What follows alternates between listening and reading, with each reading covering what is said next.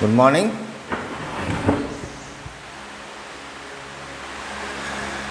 हम लोगों ने अभी तक जो पढ़ा क्षितिज और कृतिका से, फिर उससे पहले व्याकरण से, तो मैं पहले सोच रहा था कि फिर से व्याकरण को मैं करवाऊं, लेकिन इससे अच्छा ये होगा कि हम लोग एक बार ना ये पढ़ ही लेते हैं। क्षितिज में जो बचा हुआ है उसको ख़त्म करते हैं, फिर कृतिका ख़त्म करेंगे, फिर व्याकरण से शुरू करेंगे दोबारा, क्योंकि पढ़ना तो आपको पूरा ही है बोर्ड के हिसाब से देखा जाए तो।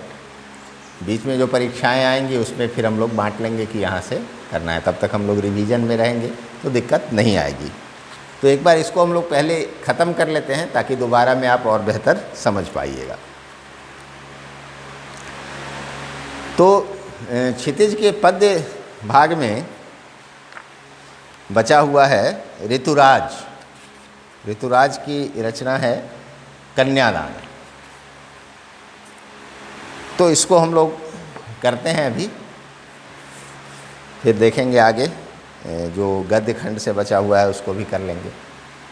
एक ही बचा हुआ होगा उसमें भी। तो ऋतुराज की कविता है कन्यादान। पहले कवि के बारे में जानते हैं। ऋतुराज का जन्म सन 1940 में हुआ भरतपुर में, राजस्थान में भरतपुर है। मथुरा, यूपी के मथुरा से ज़्यादा दूर नहीं है। राजस्थान विश्वविद्यालय जयपुर से उन्होंने अंग्रेजी में एमए किया। बहुत सारे हिंदी साहित्य के जो नामी कवि और लेखक हुए वो अंग्रेजी में उनकी बड़ी डिग्रियां थी, लेकिन उन्होंने लिखा हिंदी में। हरिवंश राय बच्चन भी अंग्रेजी के ही प्रोफेसर थे। जयपुर से उन्होंने अंग्रेजी में एमए किया। 40 वर्षों तक अंग्रेजी साहित्य के अध्यापन के बाद अब सेवानिवृत्त होकर वे जयपुर में रहते हैं। उनके अब तक 8 कविता संग्रह प्रकाशित हो चुके हैं, जिनमें एक मरण धर्मा और अन्य पुल पर पानी, सुरत निरत और लीला मुखारविंद प्रमुख हैं। उन्हें सोमदत्त परिमल सम्मान, मीरा पुरस्कार, पहल सम्मान तथा बिहारी पुरस्कार मिल चुके हैं। मुख्य धारा से अलग समाज के हाशिए के लोगों की चिंताओं को ऋतुराज ने अपने लेखन का विषय बनाया है। प्रायः सभी कवि और लेखक इसी धारा को अपना विषय बनाते हैं, क्योंकि विषय यही है ही। उनकी कविताओं में दैनिक जीवन के अनुभव तथा का यथार्थ है और वे अपने आसपास रोज़मर्रा में घटित होने वाले सामाजिक शोषण और विडंबनाओं पर निगाह डालते हैं। यही कारण है कि उनकी भाषा अपने परिवेश और लोक जीवन से जुड़ी हुई है। परिवेश बोलते हैं हमारे आसपास का जो स्थितियां हैं, जो चीज़ें हैं। अब कविता के बारे में थोड़ा जानते हैं। सबसे पहले मैं आपकी किताब में जो है उसी को पढ़ रहा हूँ। आप लोग इसको छोड़ दिया करते हैं, पढ़ते ही नहीं हैं। इसमें एक सार दिया होता है कविता का, तो इसको पढ़ना चाहिए। कन्यादान कविता में माँ बेटी को स्त्री के परंपरागत आदर्श रूप से हटकर सीख दे रही है। कन्यादान कविता में माँ बेटी को स्त्री के परंपरागत आदर्श रूप से हटकर सीख दे रही है। जैसा कि आमतौर पर स्त्रियों का एक माना जाता है परंपरागत रूप, उससे हटकर वो अपनी बेटी को सीख दे रही है। कवि का मानना है कि समाज व्यवस्था द्वारा स्त्रियों के लिए आचरण संबंधी जो प्रतिमान गढ़ लिए जाते हैं वे आदर्श के मुलम्मे में बंधे होते हैं। कवि का मानना है कि जो समाज की व्यवस्था है इसमें जो स्त्रियों के व्यवहार आचरण से संबंधित प्रतिमान गढ़ लिया है। प्रतिमान का मतलब हुआ कि एक तरीका, एक ढंग मन में सोच लिया जाता है या गढ़ लिया जाता है कि स्त्रियों को ऐसा ही करना चाहिए। एक बेंचमार्क जिसको कहते हैं, एक तरह से कह सकते हैं बेंचमार्क भी, मतलब एक स्टैंडर्ड किसी चीज़ को करने का एक तरीका मान लिया जाता है। तो यहाँ स्त्रियों के लिए जो वो स्टैंडर्ड तरीका समाज के द्वारा बना दिया गया है वो असल में क्या होता है, वो आदर्श के मुलम्मे में बंधे होते हैं। उस पर एक आदर्श का खोल चढ़ा होता है। मुलम्मा मतलब ऊपर से पॉलिश, जो देखने में बड़ा अच्छा लगे और मुलायम हो। कहने का अर्थ यह है कि जो स्त्रियों के लिए जो तौर तरीके, उनके व्यवहार का एक जो आदर्श तरीका माना जाता है समाज में, या समाज के द्वारा निर्माण कर दिया गया है उस तरीके का, वो अच्छी बातों से ढका होता है। उसको इस तरह से पेश किया जाता है कि ये बड़ी अच्छी बातें हैं, स्त्रियों को ऐसा ही होना चाहिए। मतलब एक परंपरागत आदर्शों से वो कवर्ड होता है, ढका होता है। असलियत कुछ और होती है। वो सिर्फ जैसे आप अब तो खैर वैसी नहीं आती हैं गोलियां, पहले दवाइयां आती थी, उस पर चीनी का लेप चढ़ा होता था और रंगीन होते थे, जो मुंह में रखते ही आपको थोड़ा सा मीठा लगता, लेकिन अगर कुछ देर रखा रह गया आपके जीभ पर तो तीता बड़ा ख़राब सा स्वाद आता था उसका, इसीलिए ऊपर से वो पॉलिश होता था। तो उसी तरह से स्त्रियों के लिए जो तौर तरीके निर्धारित कर दिए गए समाज के द्वारा, वो आदर्श से बंधे हुए हैं, एक परंपरागत आदर्शों से ढके हुए हैं। कोमलता के गौरव में कमजोरी का उपहास छिपा रहता है। स्त्रियों को कोमल होना जरूरी माना जाता है। स्त्रियां नाजुक कोमल होती हैं, तो ऐसा कहने के पीछे एक उनके कमज़ोर होने का मजाक भी छिपा होता है। आप दूसरे शब्दों में उनको कमज़ोर कह रहे हैं। कोमल और नाजुक क्या हुआ? वो कमज़ोर ही हुआ। लोहा तो कोमल नहीं हो सकता है, लेकिन लोहे में तमाम गुण है, मुड़ सकता है, चीज़ें बन सकती हैं। तो आप यहाँ फूल से तुलना करते हैं स्त्रियों की। फूल में क्या क्षमता है देखने के अलावा? वो देखने में सुंदर लगता है, वो कर क्या सकता है फूल? तो आप एक तरह से स्त्रियों की ऐसी तारीफ करते हैं जिसमें उनके कमज़ोर होने का उपहास छिपा होता है। कहीं ना कहीं आप उसको दूसरे अर्थों में कमज़ोर कह रहे हैं, देखने की वस्तु कह रहे हैं, कुछ खास कार्यों के लिए ही उनका उपयोग मान रहे हैं। घर गृहस्थी संभालेगी, अरे किसी औरत के बिना तो गृहस्थी संभल ही नहीं सकती, ऐसा कह के आप उनकी तारीफ नहीं कर रहे हैं। आप ये कह रहे हैं कि औरत गृहस्थी के अलावा कुछ संभाल ही नहीं सकती है। दोनों बातें तो इसी वजह से निकलती है कि आप अगर कह रहे हैं कि स्त्री के बिना तो घर गृहस्थी संभव ही नहीं है, तो ये सुनने में उसकी तारीफ है, लेकिन असल में इसके पीछे छिपा हुआ क्या है कि इससे गृहस्थी के अलावा कुछ हो नहीं सकता है। ठीक है, तो वही बात यहाँ बड़े अच्छे शब्दों में कही गई कि कोमलता के गौरव में कमजोरी का उपहास छिपा रहता है। कोमलता का जो एक गर्व स्त्रियों में होता है कि हम बड़े कोमल हैं, उसमें कमज़ोर होने का एक उपहास भी छिपा हुआ है, ये समझना होगा। लड़की जैसा दिखाई न देने में इसी आदर्शीकरण का प्रतिकार है। लड़की हो, गुण रखो, लेकिन लड़की जैसा नहीं दिखाई देने की बात कही गई है इसमें। अर्थात तुम कोमल मत दिखो।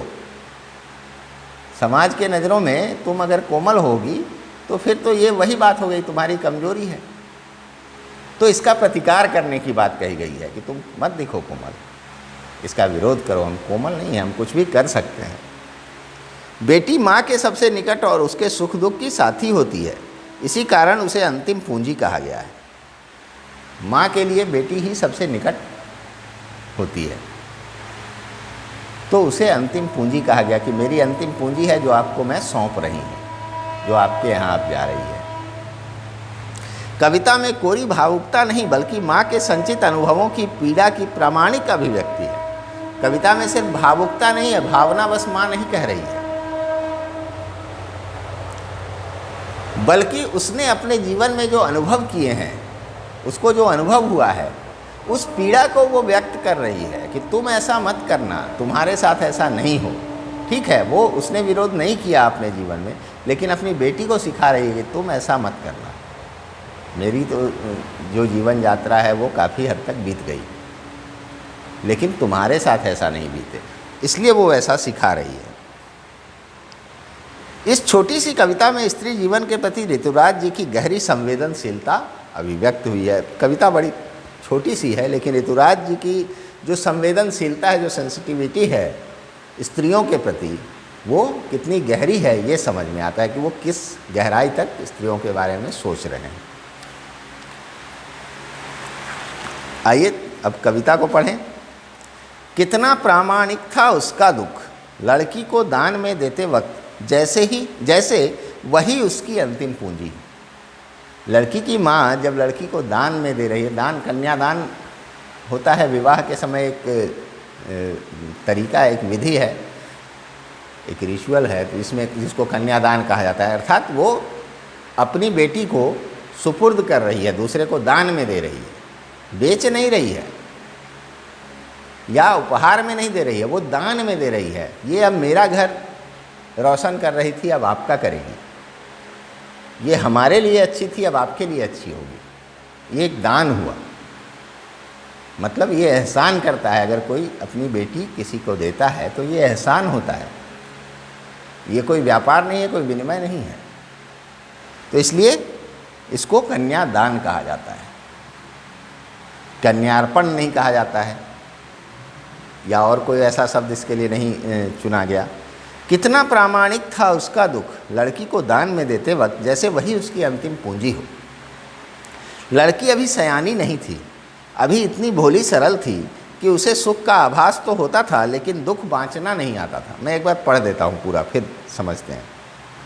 लड़की अभी सयानी नहीं थी, अभी इतनी भोली सरल थी कि उसे दुख का आभास तो होता था, लेकिन सुख का आभास तो होता था, लेकिन दुख बाँचना नहीं आता था। पाठिका थी वह धुंधले प्रकाश की, कुछ तुकों और कुछ लयबद्ध पंक्तियों की। माँ ने कहा, पानी में झांक कर अपने चेहरे पर मत रीझना, पानी में झांक कर अपने चेहरे पर मत रीझना। आग रोटियां सेकने के लिए है, जलने के लिए नहीं। वस्त्र और आभूषण शाब्दिक भ्रमों की तरह बंधन है स्त्री जीवन के। वस्त्र और आभूषण शाब्दिक भ्रमों की तरह बंधन है स्त्री जीवन के। माँ ने कहा, लड़की होना पर लड़की जैसी दिखाई मत देना, लड़की होना पर लड़की जैसी दिखाई मत देना। तो इसमें जो बातें कही गई है, जिसकी बात मैंने पहले की, कि इसमें एक अभिव्यक्ति है, एक दुख की अभिव्यक्ति है, माँ के अनुभवों की अभिव्यक्ति है, जो वो चाहती है कि उसकी बेटी को नहीं झेलना पड़े।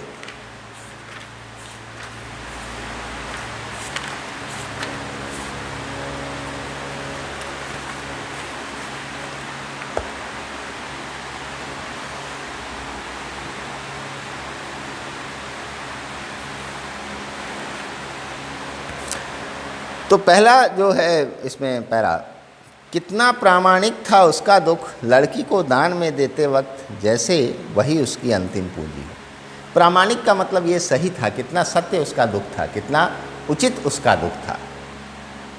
कब? जब वो लड़की को दान में दे रही थी, जैसे वही उसकी अंतिम पूंजी हो। माँ के लिए अंतिम पूंजी इसलिए कहा गया क्योंकि लड़की से माँ की निकटता होती है। लड़की अपना सुख दुख माँ से बांटती है, माँ अपना सुख दुख बेटी से बांटती है। तो वो एक जो जरिया था, वो जो एक दोस्ताना संबंध था, ये सब दान में देने के बाद वो दूसरे जगह चली जाएगी। तो इसके लिए वो दुखी थी। तो उसका दुख उचित था, प्रामाणिक था। उसका एक सहारा, उसका एक अवलंब छूट रहा था। पति और बाकी लोग तो होते ही हैं, बेटी से एक अलग तरह की निकटता होती है। जो बातें माँ बेटी के बीच होती हैं वो दूसरों के साथ नहीं हो सकती है। तो उसका दुख बड़ा प्रामाणिक था, बड़ा उचित था। कब? जब वो बेटी को दान में दे रही थी, जैसे वही उसकी अंतिम पूंजी हो। जैसे कोई अपनी अंतिम पूंजी किसी को दे दे, तब जिस तरह का दुख होगा, उस तरह का दुख उसकी माँ को हो रहा था। अब इसके आगे है कि लड़की अभी सयानी नहीं थी, अभी इतनी भोली सरल थी कि उसे सुख का आभास तो होता था, लेकिन दुख बाँचना नहीं आता था। लड़की अभी सयानी नहीं थी। सयानी का मतलब सिर्फ बड़ा होना नहीं, बड़े होने को भी सयाना सयानी कहते हैं, लेकिन सयानी का मतलब होशियार भी होता है। क्योंकि अभी वह जन्म से विवाह के उम्र तक पहुंची थी, एक ही घर में रही थी, उसे दुनियादारी की इतनी समझ नहीं थी, इसलिए यहाँ कहा गया कि अभी इतनी सयानी नहीं थी, अभी वह भोली थी, सरल थी। वह इतनी भोली और सरल थी कि उसे सुख का आभास तो होता था, उसे सुख की समझ तो थी कि ये सुख है, लेकिन उसे दुख बाँचना नहीं आता था। बाँचने का मतलब हुआ पढ़ना, समझना। तो उसे दुख को समझना या पहचानना नहीं आता था कि ये दुख है। तो और सुख का आभास होता था, सुख की अनुभूति होती थी, उसे पता चलता था कि सुख है। तो अभी वो उसने हर तरह के जो दुनिया में हर तरह दुनियादारी की बातें होती है, जो जिसमें कष्ट भी होते हैं सुख भी होते हैं, तो उसे हर तरह का अनुभव अभी नहीं मिल पाया था। उसे अभी सिर्फ सुख समझना आया था, दुख में अभी वो नहीं पड़ी थी। पाठिका थी वह धुंधले प्रकाश की, कुछ तुकों और कुछ लयबद्ध पंक्तियों की। वह धुंधले प्रकाश की पाठिका थी।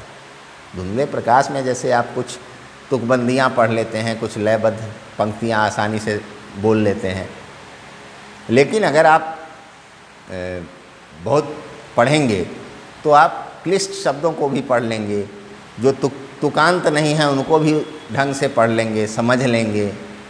नहीं तो ये सब कहने का अर्थ यह है कि अभी उसको बहुत कम अनुभव मिल पाया था, अभी वह पूरी तरह से परिपक्व नहीं हुई थी, उसे अभी दुनियादारी की समझ नहीं थी, सांसारिक बातों की पूरी समझ नहीं थी। अभी तो ये उसकी शुरुआत थी, तो अभी सिर्फ अच्छी चीज़ें ही वो समझ रही थी या हल्की चीज़ें ही समझ पा रही थी। आगे माँ कहती है कि पानी में झांककर अपने चेहरे पर मत रीझना। पानी में झांककर अपने चेहरे पर मत रीझना। जैसे पहले के समय में इतना शीशा वगैरह, आईना वगैरह का चलन नहीं हुआ करता था हर घर में, तो चेहरा देखने के लिए पानी का इस्तेमाल होता था। अब कोई काम कर रही है या पानी भरने गई, वहाँ उसको झुकने पर अपना चेहरा दिखा, बड़ा सुंदर है मेरा चेहरा, तो उस पर रीझना मत। रीझना मतलब उस पर मोहित मत हो जाना कि मैं कितनी सुंदर हूँ। आग रोटियां सेकने के लिए, इसका एक ये भी आप कह सकते हैं अर्थ कि जो चीज़ें सुंदर दिखाई देती है सिर्फ उस पर मोहित मत होना, उसके पीछे की चीज़ें भी, उसके अंदर क्या चल रहा है यह भी समझना।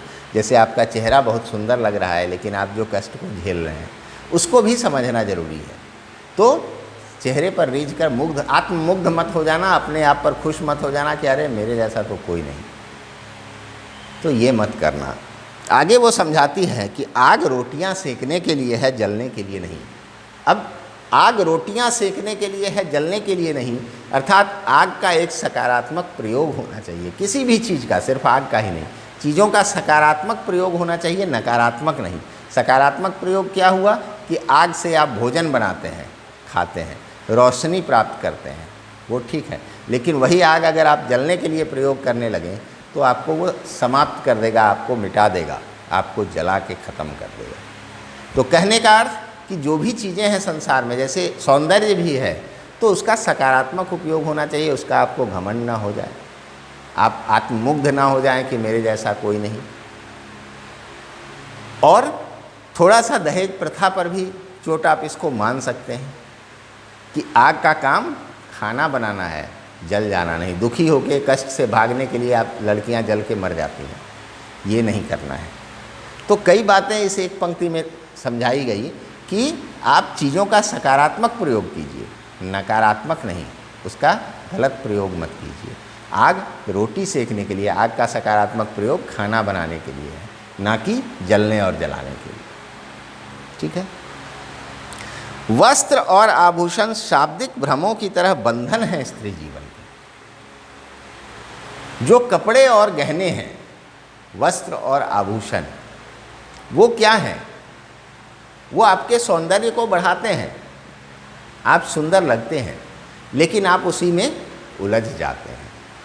तो ये शाब्दिक भ्रमों की तरह बंधन है। जैसे अच्छे अच्छे शब्द कहकर आप किसी को भ्रमित कर सकते हैं, अरे आप तो कमाल हैं आप, और इसी बहाने आपको वो खुश करके, चापलूसी करके आपसे अपना काम निकलवाएंगे। आप असल में क्या हैं ये समझना जरूरी है, ना कि आपको उस भ्रम में पड़ना है, उस सम्मोहन में पड़ना है। तो वस्त्र और आभूषण शाब्दिक भ्रमों की तरह बंधन है स्त्री जीवन के। स्त्री जीवन के बंधन हैं, जैसे एक आम आदमी के लिए शाब्दिक भ्रम, शाब्दिक जाल जो होता है, शब्दों का जो जाल होता है, वो बांध देता है उसको उससे अपना काम निकलवाता है, कोई उसकी तारीफ़ करके, उसको अच्छी अच्छी बातें कह के एक सीमा में बांध देता है। उसी तरह से स्त्री को वस्त्र और आभूषण जो हैं वो एक सीमा में बांध देते हैं कि ये स्त्री है, इसको खूब गहना पहन लेना चाहिए, खूब बढ़िया साड़ी पहन लेनी चाहिए, घूंघट ओंघट लगा के घर में रहना चाहिए। ये बंधन है स्त्री जीवन के लिए, आपको इससे निकलना पड़ेगा। अगर आप कुछ करना चाहते हैं तो आपको अपने वस्त्रों में बदलाव लाना पड़ेगा, आभूषणों को का मोह त्यागना पड़ेगा। आप उतना कुछ सज धज के आप हर काम नहीं कर सकते हैं। तो ये लोग बहुत तारीफ करें, आह कितनी सुंदर है दुल्हन, बहुत सुंदर लगती है साड़ी में, ये गहने पहन के, आह हा कितने बड़े घर से आई है। अलग अलग तरह की तारीफ़ें मिलेंगी आपको, लेकिन आपके लिए वो बंधन है, आपको वो खुलने नहीं देंगी, आपको वो काम नहीं करने देंगी। आप एक सौंदर्य की प्रतिमूर्ति बनकर बैठी रह जाएंगी। तो माँ समझा रही है बेटी को कि वस्त्र और आभूषण शाब्दिक भ्रमों की तरह बंधन है स्त्री जीवन के। ये समझना होगा कि स्त्री जीवन के लिए ये बंधन भी है। प्रशंसा तो दिलाता है, लेकिन ये बंधन है, स्त्री को एक सीमा में बांध देता है कि स्त्रियां सिर्फ इसी काम के लिए हैं। माँ ने कहा लड़की होना पर लड़की जैसी दिखाई मत देना। लड़की होना, तुम अंदर से जो लड़की के गुण हैं, जो स्त्रियों का गुण है, उसमें ममता होती है, उसमें कोमलता होती है, उस भावना होती है, पुरुषों से ज़्यादा संवेदनशील भावनाएं होती है महिलाओं में, वो सब गुण रखना अपने अंदर, लड़कियों के सारे गुण रखना अंदर, लेकिन लड़की जैसी दिखाई मत देना। जैसे ही तुम लड़की जैसी दिखाई दोगी तो तुम एक सीमा में बंध जाओगी, तुम्हारा दुरुपयोग होगा, तुमको सीमित कर दिया जाएगा, तुमको बांध दिया जाएगा। तो तुम अंदर से लड़की जैसे गुण सारे रखो, लेकिन ऊपर से जो आज लड़कियों का एक प्रतिमान है, एक लड़कियों के आचरण का, लड़कियों के काम का, उसको तोड़ना, वैसी मत दिखना। तुम उस परंपरा से हटकर काम करो, तुम आगे बढ़ो, जीवन में अपनी इच्छाएं पूरी करो। लड़की होना, लड़की जैसी दिखाई मत देना, इसका मतलब यही हुआ कि अंदर से तुम लड़की वाली सारी भावनाएं रखो, लेकिन बाहरी जो रूप है वो लड़कियों जैसा ही बना, जैसा समाज में चल रहा है वैसा बना के मत रखो, वो तुम्हारे लिए बंधन है। वस्त्र, आभूषण, अपने पर रीझना, सौंदर्य, ये सब चीज़ें कम महत्वपूर्ण है। महत्वपूर्ण है आंतरिक गुण, उनको उभारने का प्रयास करना और जीवन में आगे बढ़ना, उत्थान प्राप्त करना, उन्नति प्राप्त करना, ये उसकी माँ कहना चाहती है। ऐसा वो क्यों कहना चाहती है? ज़्यादातर तो माएँ बेटी को कहती है कि सास ससुर की सेवा करना, सास ससुर को माता पिता समझना, सबका सम्मान करना, ऊंची आवाज़ में नहीं बोलना, किसी के बात का विरोध मत करना, कुवचन नहीं बोलना, ये सब सिखा के भेजा जाता है परंपरागत रूप से। सासू जो कहें वो मानना, ननद देवर सबकी बातें सुनना, किसी से बहस मत करना, ऐसी बहुत सारी बातें समझा कर भेजी जाती हैं। लेकिन यहाँ माँ उससे अलग समझा रही है, परंपराओं से हटकर जो परंपरागत माएँ समझाती है उससे अलग क्यों ऐसा कर रही हैं? वो ऐसा वो इसलिए कर रही हैं कि उनका अपना जीवन जो बीता उससे उनको जो अनुभव प्राप्त हुए, वह अपनी बेटी को वो अनुभव दे रही है कि इन चीज़ों से तुम्हारा ये खराब होगा, ये बुराई आएगी, तुम इनसे बचकर रहना, तभी तुम आगे बढ़ पाओगी, तुम्हारे व्यक्तित्व का विकास हो पाएगा, तभी समाज तुमसे प्रेरणा ले पाएगा। नहीं तो मेरे जैसी ही एक गृहस्थी संभालने वाली महिला बनकर तुम रह जाओगी, बूढ़ी होकर मर जाओगी, घर के काम करते, बच्चों को पालते, पति और सास ससुर की सेवा करोगी। ये बड़ा सीमित काम है, ये आप दूसरे काम करते हुए भी कर सकते हैं। ऐसा तो नहीं है कि जो लड़की पायलट बन जाती है वो अपने सास ससुर को गालियाँ देने लगती है, या डॉक्टर बन जाती है वो अपने सास ससुर को गालियाँ देने लगती है, ऐसा तो बिल्कुल नहीं है। लेकिन उसकी एक अपनी पहचान होती है, उसकी एक अपनी क्षमता विकसित हो जाती है, उसमें एक आत्मनिर्भरता आती है, उससे लोग प्रेरित होते हैं, उसको देखकर लोग, अनेक महिलाएं, लड़कियां प्रेरणा पाती है और आगे बढ़ती हैं। समाज का उत्थान होता है। समाज का उत्थान सही मायनों में तभी होगा जब उसका सब अंग विकसित हो। तो उसका एक अंग अगर पुरुष है तो दूसरी स्त्रियां भी हैं, बच्चे भी हैं, बूढ़े भी हैं, जवान भी हैं, ये सब समाज के अंग हैं। तो सबको विकसित होना पड़ेगा, सबको एक दूसरे के साथ चलना पड़ेगा। इसलिए माँ यहाँ अपने अनुभव के आधार पर अपनी बेटी को वो बातें सिखा रही हैं जो परंपरागत रूप से माएँ नहीं सिखाती हैं। तो इस तरह से हमने ये कविता पढ़ी। जितना अभी मैं समझा पाया और आप जितना समझ पाएँ, इसको बार बार अभ्यास करने से और समझिएगा, ध्यान से पढ़िएगा, सोचिएगा इस पर कि क्या कह रहा है, क्या कवि कहना चाहते हैं, क्या मैंने कहा। फिर आपके कुछ विचार आएंगे, इन सब को मिलाकर एक बेहतर समझ आपकी विकसित होगी। फिर दोबारा जब हम पढ़ेंगे तो फिर और बातें करेंगे। अगले दिन हम लोग फिर इसमें से कुछ प्रश्न अभ्यास की बात कर लेंगे, कुछ शब्द वगैरह देख लेंगे। तो आज हम लोग इतना ही रखेंगे। धन्यवाद।